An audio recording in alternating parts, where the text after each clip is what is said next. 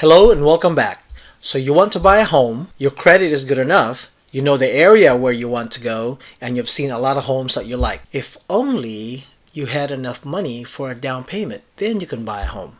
Sound familiar? I hear this from my clients all the time, and so today we're going to go over how you can come up with the money for a down payment. And depending on your situation, you may not need any money at all or very little for a down payment to buy a home.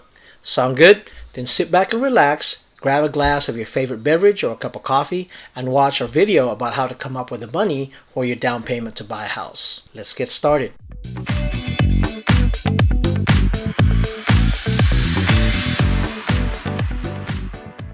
Before we start, as usual, if you appreciate videos like this, which takes a long time to research and put together, it would mean so much to me if you go ahead and hit that like button. And if you haven't already, please go ahead and subscribe. But make sure you click on that bell, because that bell is what gives you a notification each time that we upload a new video. I know it sounds silly and annoying, but you would be helping this channel, which helps me help people like you learn more about buying and selling a home, keep you updated on the housing market, and again, tips and advice for home sellers and home buyers, as well as vlog tours of neighborhoods. So with all that said, thank you so much in advance, and let's get started. Oh, by the way, make sure you stick around till the end in our bonus section, where we'll go over the many different types of down payment assistance programs, which I think you'll find very helpful. One thing to take note is to know the different types of loans that are out there. Some loans won't require any down payment at all, like a VA loan if you're a veteran, or a USDA loan if you plan on buying in the rural areas. The USDA loans are covered by the U.S. Department of Agriculture, but I'm not going to go into the qualifications for these two types of loans here. There will be plenty of resources online to see what the qualifications are, or better yet, just talk to your favorite lender. So if you're not a veteran, or if you don't plan on living in the rural areas, then follow these steps so you know how to come up with the money for your down payment to buy a house. So step number one is to go ahead and see or research to see if there are any down payment assistance available, or talk to your lender.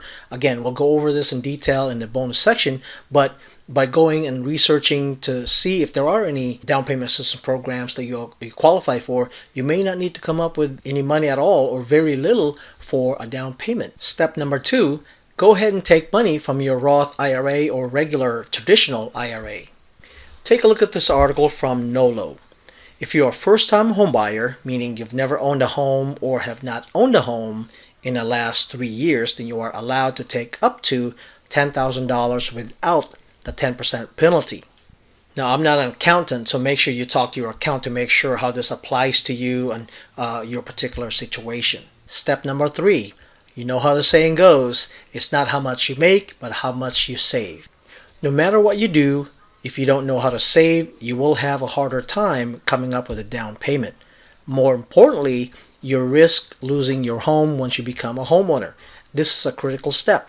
One of the best ways to save money for a down payment is to pay some bills off. If you have 3 or more bills that take up a high portion of your take-home pay, then start paying them off. One of the best ways to pay off debt is use the Dave Ramsey method. Here's how it works. So let's say you owe $1,000 on 3 different cards totaling $3,000 with a payment of $300 a month. You pay off, if you have a little extra, pay it towards the first, but if not, go ahead and pay off your first, and then apply that $100 payment towards your second card, so your payment for the second card becomes $200. Now, once that's paid off, then you apply that $200 towards your third payment or third card, and your total payment of $300 until you pay off all of the 3 cards. Now remember that $300 stays the same all the way through. We don't have time to get into it in this video, but start budgeting. I'll make a detailed video soon about how to create a good budget, but for now, just track what you spend in a month to see where you're wasting your money. Cut back on things that you do for leisure, like alcohol or cigarette if you smoke. Maybe don't go out as much and start cooking at home. Cook extra so you can have leftovers for lunch or dinner for the next day. Step number 4, find a part-time job or a side hustle.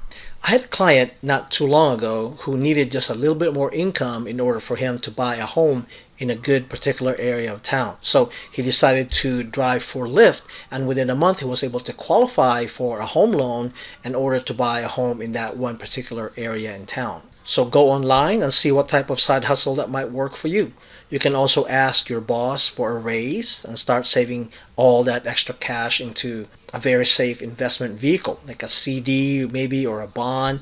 The interest might not be as high, but your money will be safe. Now, I'm not a financial advisor, so make sure you research this and maybe visit your local banker or local Charles Schwab and see what type of vehicle that they can recommend for you that's a safe investment where you can put your money into. Step number 5, go ahead and ask for help from your family.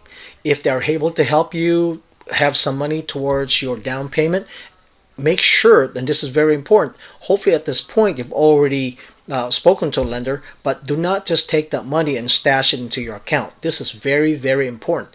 Talk to your lender and see how they would like you to receive that money. They may want you to just keep it in that account or put it into your account but have some kind of paperwork. What I'm trying to say here is that your lender will want a paper trail of where that money came from. If you don't do it right, this will actually delay the process of you getting pre-approved. Step number 6, move into a smaller place with lesser monthly rent payments, or move back in with your family so you can save more money fast. Moving back with your family might be the fastest way to save money for your down payment. Couple that with having an extra income plus cutting back on your spending, and you'll have the money much faster than you think. So whether you move to a smaller place or move back with your family, you will most likely have extra stuff that you don't need anymore. So sell those things and save the money. Before we get to the bonus section, and if you've gotten value from this video, it would mean so much to me if you go ahead and give us a thumbs up. And if you haven't already, go ahead and subscribe. But more importantly, make sure you click on that bell, okay? Because that bell is what gives you a notification each time that we upload a new video. And also, I get a lot of calls from people wanting to get more information about Sacramento or wanting to move here. So if you're thinking about moving in the next 3 weeks, 3 months, 3 years, just reach out to us, give us a call, send us a text or an email, or we can even Zoom, and we would be happy to answer any questions you may have and help make your move go a lot smoother. Wouldn't it be great if you qualify for a down payment assistance program? It just means you won't have to come up with as much money.